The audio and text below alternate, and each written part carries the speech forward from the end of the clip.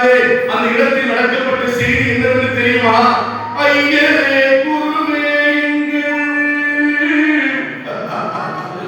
பெருமாளே, காலத்திலே பிள்ளைகளை நாங்கள் கண்முன்பு பார்த்ததில்லை. நாங்கள் பார்க்காத முடியாத இருக்கின்ற பிள்ளைகளை இந்த சமயத்திலே அடையாளம் காட்ட முடியாத சூழ்நிலைகளை பிடித்துக் கொண்டீரே பெருமாளே. உங்களுடைய மாயான சூட்சம் அர்த்தமானது, உங்களுடைய சூட்சம் பிரமாண்டமானது. ஆனாலும் உங்களுடைய சூட்சமத்தை வைத்து இந்த